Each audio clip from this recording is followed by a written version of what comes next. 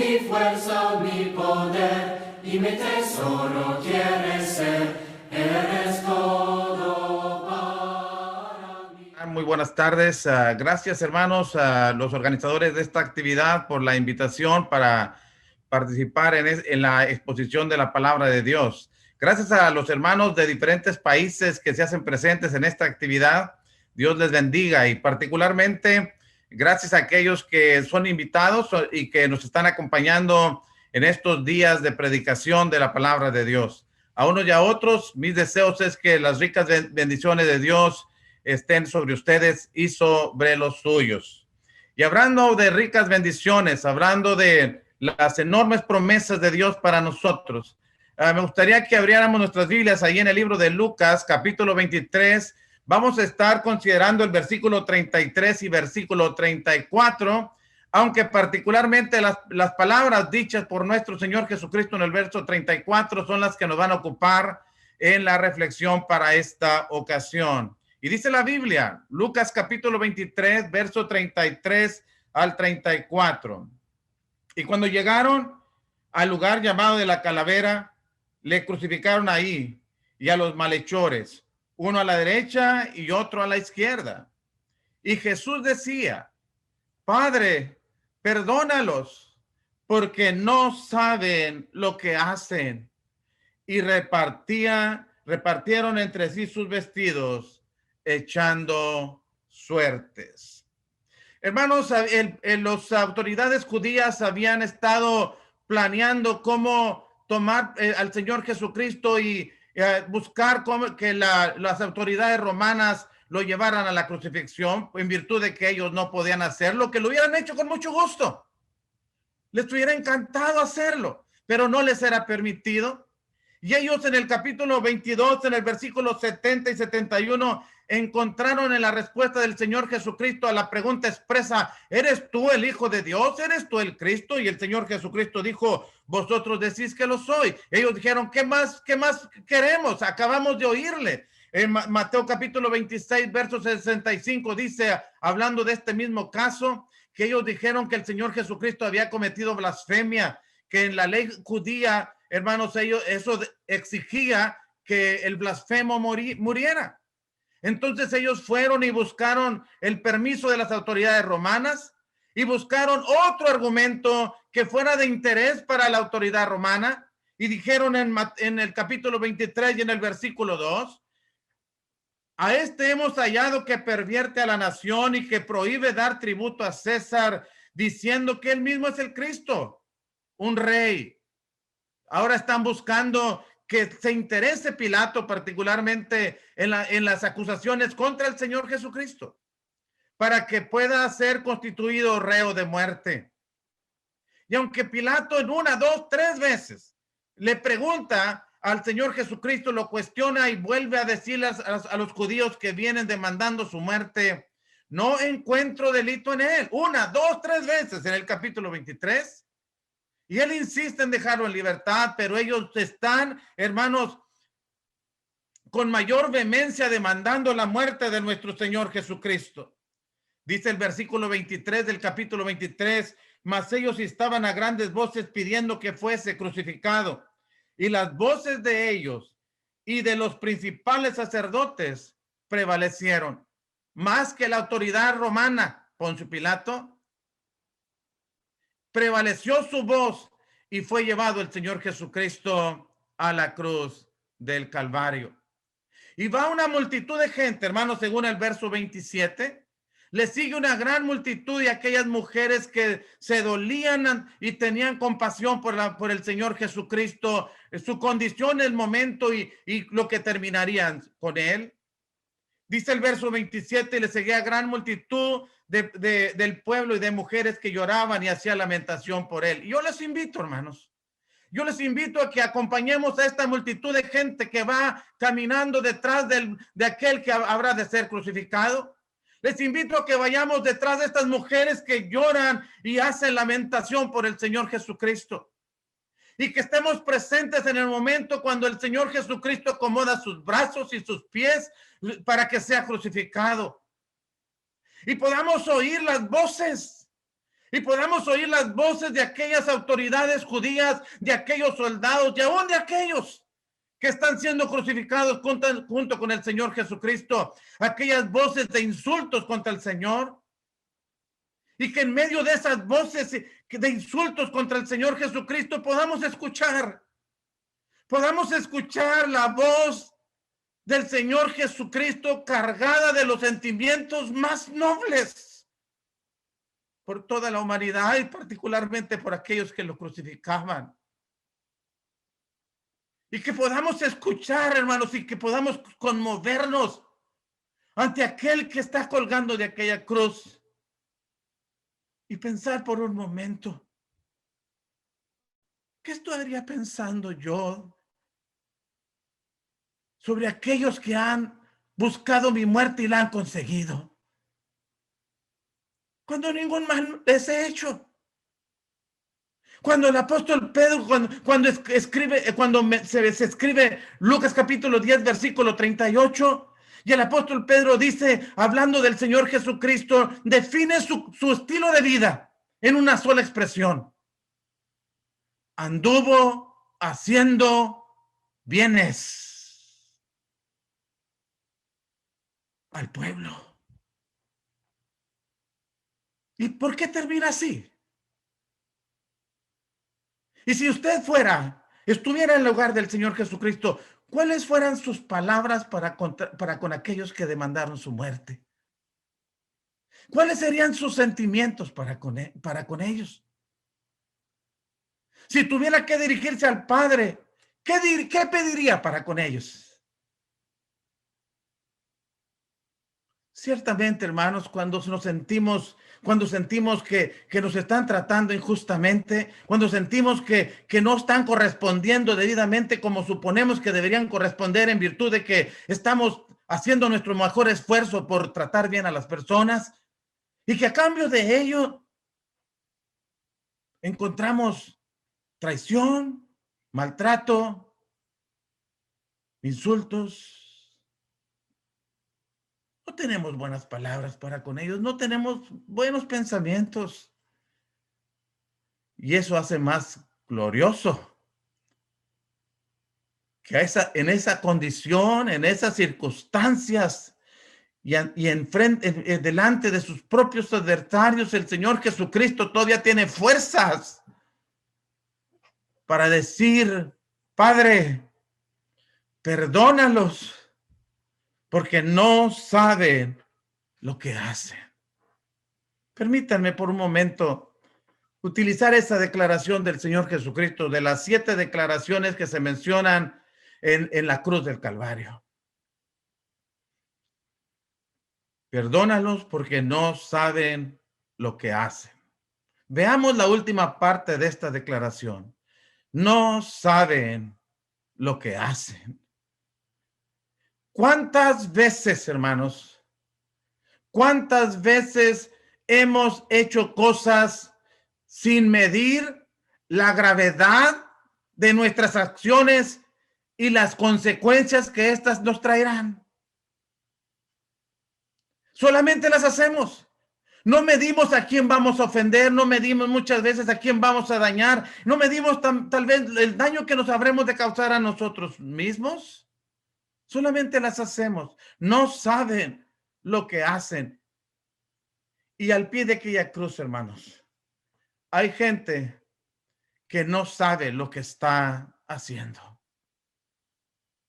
Cuando el apóstol Pedro escribe predica su segundo sermón, quise decir, en Hechos capítulo 3, y recuerda el evento que estamos nosotros analizando en este momento. En Hechos capítulo 3, el apóstol Pedro dice a aquellos que habían demandado la muerte del Señor Jesucristo, y miren los contrastes. Mire, hermanos, quién era el Señor Jesucristo y qué es lo que hicieron con él. Y dice el apóstol Pedro en Hechos capítulo 3, en el versículo 13: el Dios de Abraham, de Isaac y de Jacob, el Dios de nuestros padres, ha glorificado a su Hijo. Sí, al Hijo a quien Dios ha glorificado. ¿Qué hicieron con él? Dice Pedro. a quien vosotros entregasteis y negasteis. ¿Saben a quién entregaron? ¿Saben a quién negaron y demandaron su muerte? A quien ahora Dios ha glorificado.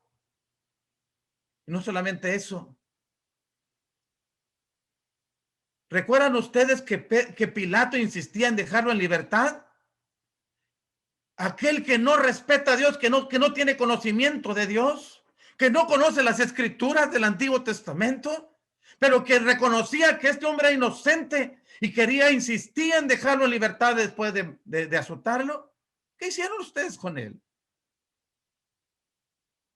Dice, a quien vosotros entregaste y negaste delante de Pilato cuando éste había resuelto ponerle en libertad. ¿Ustedes dijeron que no?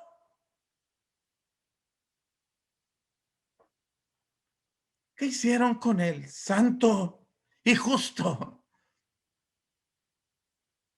Él es santo. Él es justo. Cuando el apóstol Pedro escribe Primera de Pedro, capítulo 2, versículos 21 y 22, él dice, al que no cometió pecado, ni se halló engaño en su boca. El apóstol Pedro escribiría a los Corintios capítulo 5, verso 21, al que no hizo pecado. El santo y justo. ¿Qué hicieron?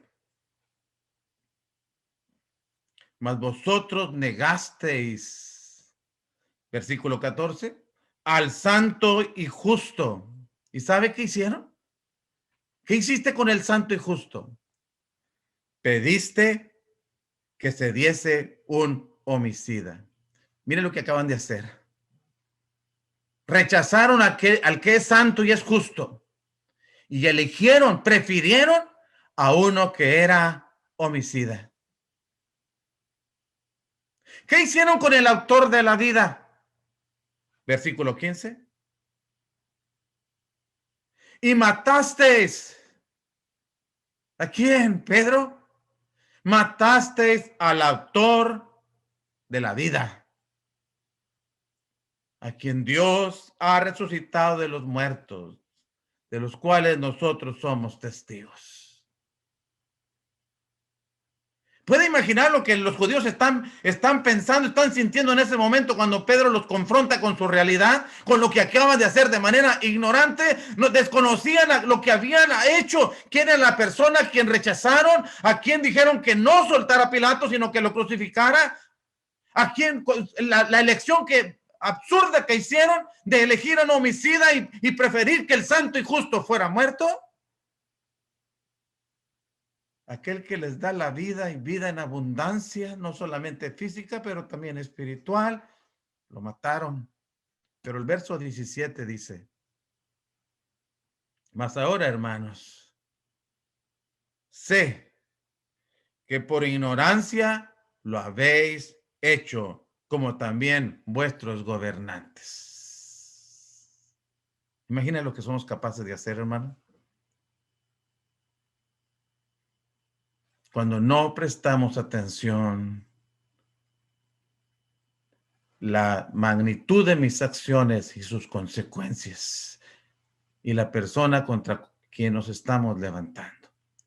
Más tarde, el apóstol Pablo, en la misma carta, en el mismo libro de los Hechos, quise decir, en el capítulo 26, él recuerda las cosas que hizo ignorantemente. Él recuerda las cosas que hizo antes de ser cristiano, y después diría en 1 Timoteo capítulo 1, versículo 13, lo hice por ignorancia, en incredulidad. ¿Pero qué hiciste, Pablo?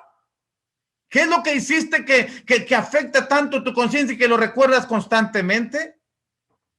Dice, yo hice muchas cosas malas, lo hice contra muchos cristianos y lo hice muchas veces. La palabra mucho se repite una y otra vez en Hechos capítulo 26, en el versículo 9 al versículo 11. Yo ciertamente había creído mi deber hacer muchas cosas contra el nombre de Jesús de Nazaret. Platícanos qué fue lo que hiciste, Pablo. lo cual también hice en Jerusalén. Yo encerré en cárcel a muchos de los santos, habiendo recibido poderes de los principales sacerdotes, y cuando los mataron, yo acepté, yo di mi voto. Y muchas veces, castigándolos en toda la sinagoga, los forcé a blasfemar, y enfurecido en sobremanera contra ellos, los perseguía en las ciudades extranjeras. Era un cazacristianos. Alguien que disfrutaba viendo el sufrimiento de los siervos de Dios. Y ahora que él es un convertido a Cristo, y ahora es un fiel predicador del evangelio, no puede olvidar lo que hizo muchas veces contra muchos hermanos y las muchas cosas en las cuales nuestros hermanos salieron dañados. Pero él dice contra el nombre de Jesús de Nazaret. ¿Cuántas cosas, hermanos? Cuando moría el primer mártir registrado en el libro de los Hechos, ahí estaba Saulo de Tarso. Y enfurecido en sobremanera, en el capítulo 9, iba hasta Damasco a buscar más cristianos para llevarlos presos a Jerusalén. Cuando escribe a su hijo en la fe, Timoteo, en el capítulo 1, recuerda otra vez las cosas que hizo: blasfemo, injuriador, perseguidor de la iglesia. Pero lo hice por ignorancia. No sabía lo que estaba haciendo. Los soldados que levantaron la mano para crucificar al Señor Jesucristo tampoco sabían a quién habían crucificado. Y ignoraban tanto que después de haberlo crucificado, repartían entre sí sus vestidos para ver quién se llevaría a cada uno. Estaban más interesados en las cosas materiales que en el Salvador que colgaba de aquella cruz. ¿Y de nosotros qué podemos decir, hermanos? Y de usted y de mí, amigo que nos escucha. Cuando volteamos a ver nuestro pasado y nos ponemos al lado del apóstol Pablo y platicamos con él lo que también nosotros hemos hecho. ¿Qué cosas hemos hecho? Y las hemos hecho desconociendo la gravedad de las acciones y sus consecuencias. Porque tenemos que reconocer que todos hemos pecado. Romanos capítulo 3, verso 23. Por cuanto todos pecaron. ¿Y qué, Pablo? ¿Qué con ello? Están destituidos de la gloria de Dios.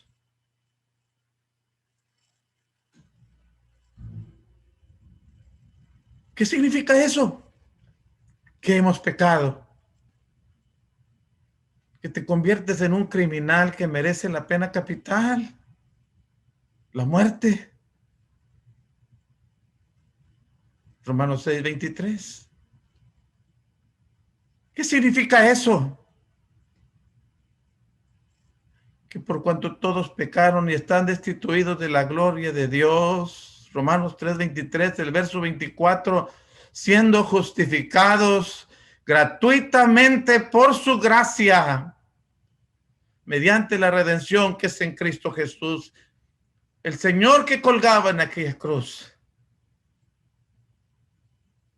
también colgaba por causa de nosotros. Si lo sabía, para que lo recordemos. Si no lo sabía, para que lo sepamos. Él es el Redentor del mundo, el que murió por nuestros pecados, volviendo el pensamiento que el apóstol Pablo tenía en 2 Corintios capítulo 5 y en el versículo 21, dice que al que no conoció pecado, por nosotros lo hizo pecado. ¿Para qué, Pablo? Para que nosotros fuésemos hechos justicia de Dios en Él. Para que podamos ser justos. El que no conoció pecado tenía que morir como un pecador. Por culpa de nosotros. Oh, sí. No saben lo que hacen. Su gravedad, el daño que le causan a Dios, lo que ha costado de sus pecados y lo que les puede costar si no se arrepienten.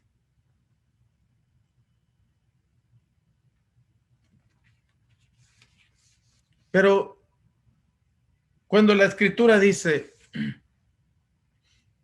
en las palabras del Señor Jesucristo, perdónalos, Padre, perdónalos.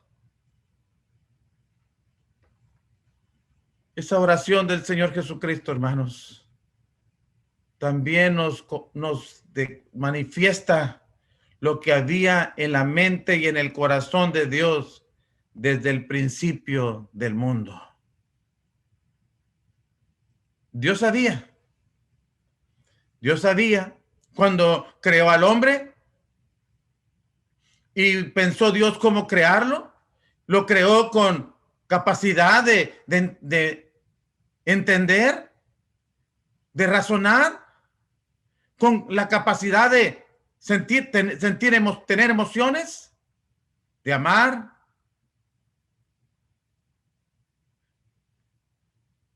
Pero esa sabiduría o ese conocimiento y esas emociones, Dios sabía que se iban a ir atrás del pecado. Amarían más la maldad que el pecado, que Dios. Y sus pensamientos se inclinarían a pecar más que a servir a Dios. Y Dios estaba pensando en cómo resolver ese problema. Nuestro, no de Él, nuestro. Y cuando el apóstol Pedro escribe Primera de Pedro capítulo 1, hermanos, y nos habla, el hermano Raúl ayer nos hablaba de la gran salvación que nos presenta en el capítulo 1 el apóstol Pedro, hasta el versículo 12, y en el versículo 13 en adelante nos presenta ahora lo que nosotros debemos hacer en virtud de que estamos entendidos de la gran salvación que Dios ha hecho posible para nosotros. Y luego nos viene argumentando el apóstol Pedro, y en el versículo 18 nos da una razón por qué debemos cambiar nuestra manera de vivir. Dice, sabiendo que fuiste rescatados de vuestra vana manera de vivir, la cual recibiste de vuestros padres, no con cosas corruptibles como oro o plata, sino con la sangre preciosa de Cristo. Noten el contraste. Está hablando de lo que para nosotros muchas veces es precioso, oro o plata. Pero comparado con la sangre de Jesucristo, el apóstol Pedro la califica como preciosa, sino con la sangre preciosa de Cristo, como un cordero sin mancha y sin contaminación, destinado desde antes de la fundación del mundo, pero manifestado en los postreros tiempos. ¿Por qué, Pedro? Por amor a nosotros. Dios ya tenía resuelto el problema y Dios había pensado en perdonar nuestros pecados y sabía cuál era el costo del perdón de nuestros pecados, de nuestra redención, y estaba dispuesto a pagarlo. Ahorita cantábamos Romanos capítulo 8, verso 32. El que no escatimó ni a su propio hijo, sino que lo entregó por todos nosotros.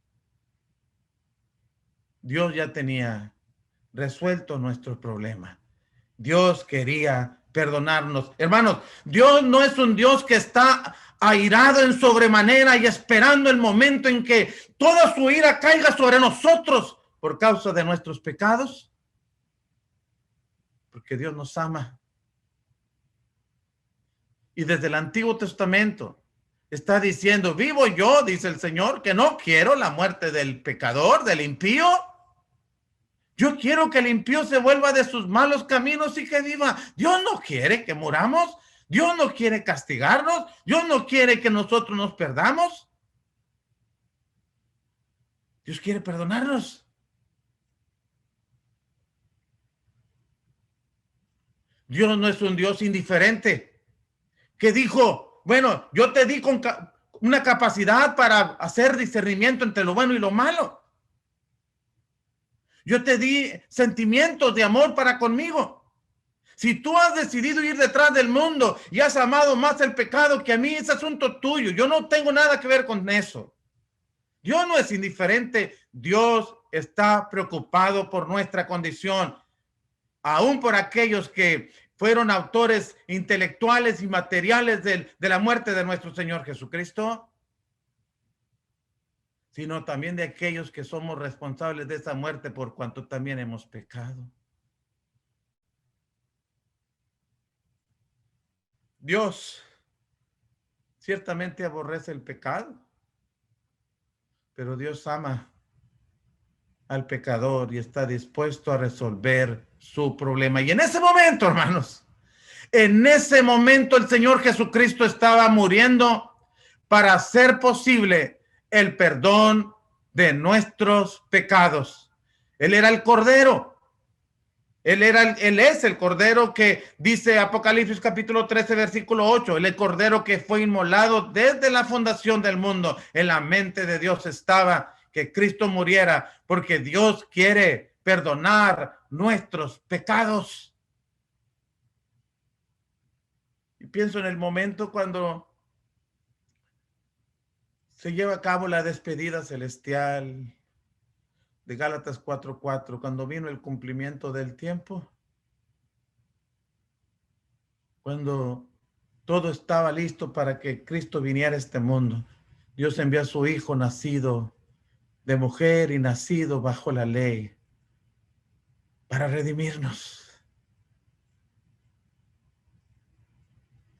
Y lo vio como lo maltrataron, pero estaba dispuesto a perdonarnos. Cristo, en sus palabras de Padre, perdónalos, nos estaba declarando el amor y sincero interés de Dios por nuestro perdón. Estaba siendo consecuente con sus enseñanzas y con su manera de vivir.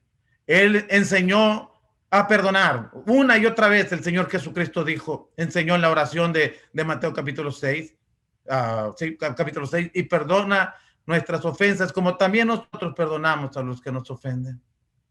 Enseñó el Señor, pero también perdonó al de Marcos capítulo 2, aquel paralítico que le dijo, hijo, tus pecados te son perdonados. Perdonó a aquella mujer adúltera en Juan capítulo 8, cuando le dijo, ¿dónde están los que te acusan? Se han ido. Bueno, ni yo te condeno, vete y no peques más. Y así como perdonó a aquel paralítico, diciéndole, hijo, ten ánimo, tus pecados te son perdonados. Y así como le dio una oportunidad a aquella mujer adúltera de corregir su vida, perdonándole sus pecados e invitándole a cambiar su vida.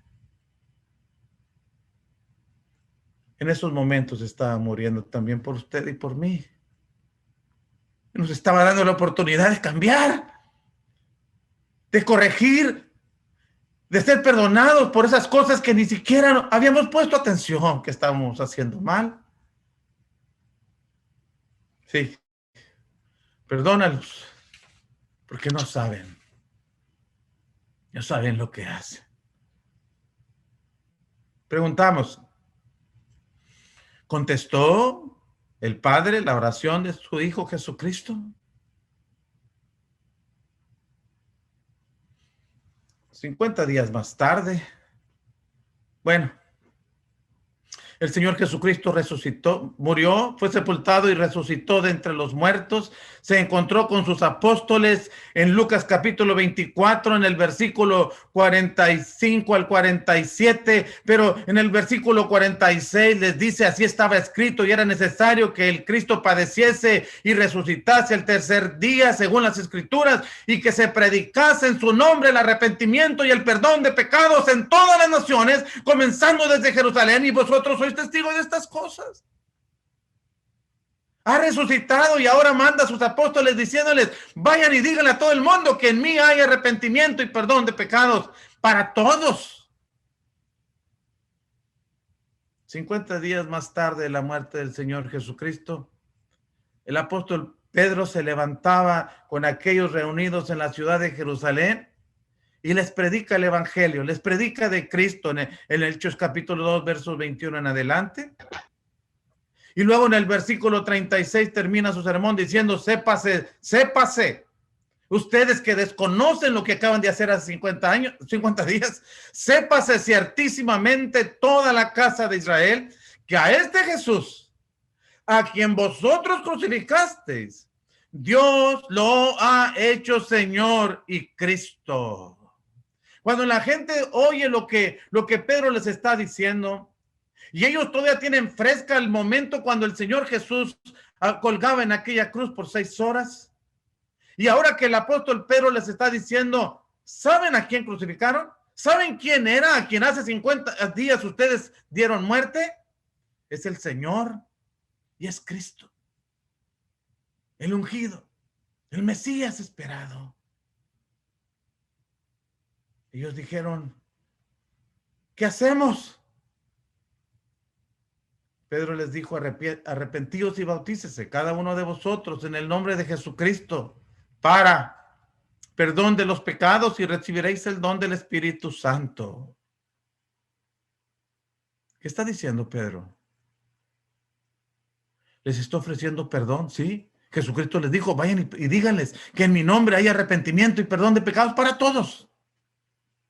Y Pedro está diciéndoles, en el nombre de aquel que ustedes crucificaron y que es el Señor y Cristo, en el nombre de Jesucristo, arrepiéntanse y bautícense para que sus pecados les sean perdonados y para que reciban el don del Espíritu Santo. Y luego en el versículo 39 les dice, extiende la invitación diciendo, porque para vosotros es la promesa y para sus hijos y para los que están lejos y para todos, cuanto el Señor vuestro Dios llamare. Cuando presenta su segundo sermón y después de haberles dicho lo que ya mencionamos en el capítulo 3, versículo 13 al versículo 17, les ofrece también otra vez el perdón de pecados en el versículo 19.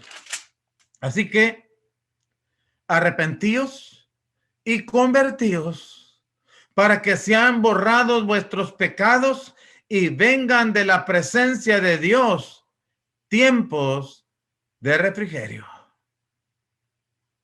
Sí, también ustedes pueden ser perdonados de sus pecados. Arrepiéntanse y conviértanse para que sean borrados vuestros pecados, para que vengan de la presencia de Dios tiempos de refrigerio.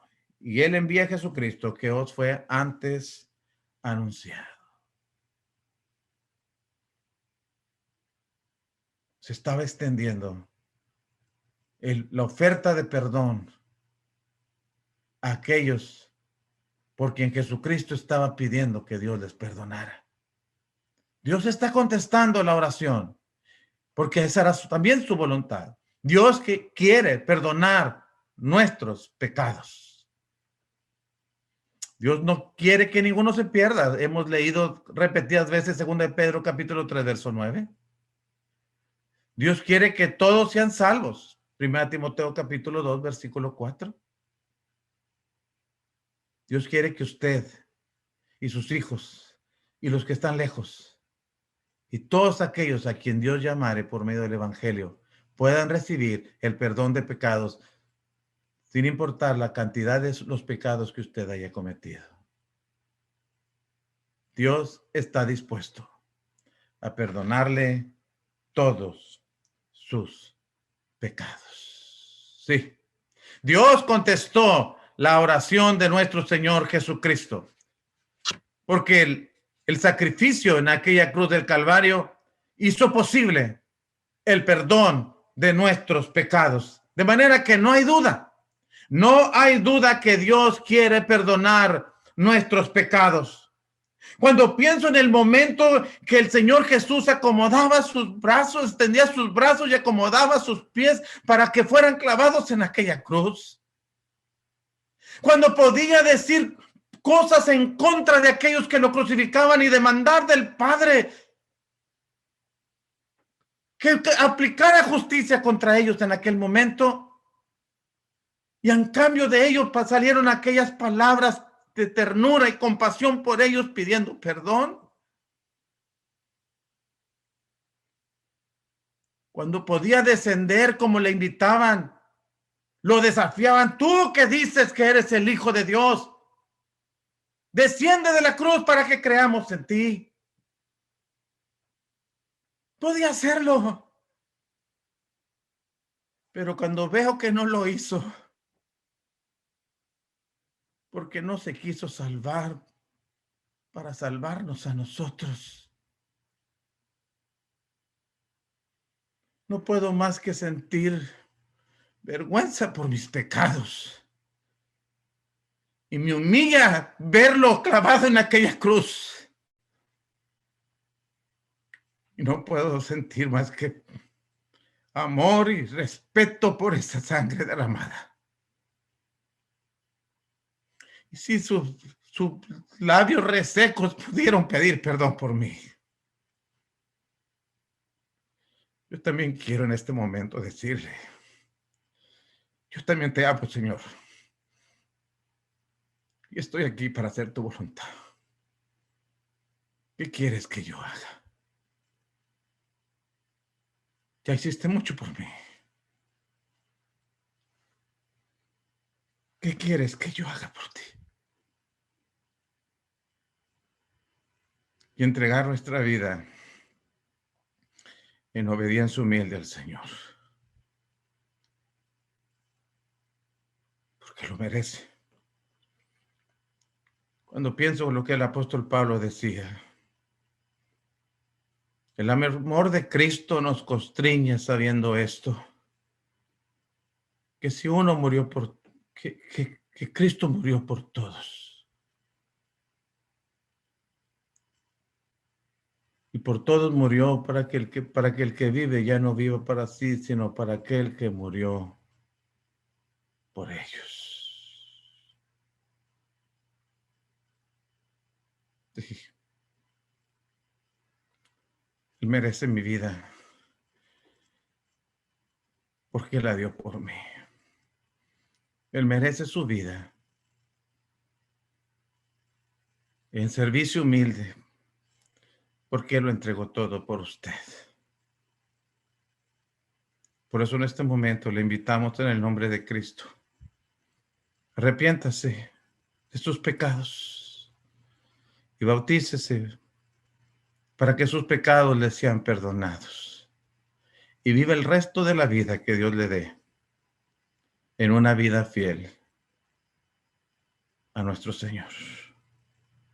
En el nombre de Cristo lo invitamos esta tarde. Gracias, hermanos. Gracias, hermano Daniel. Busca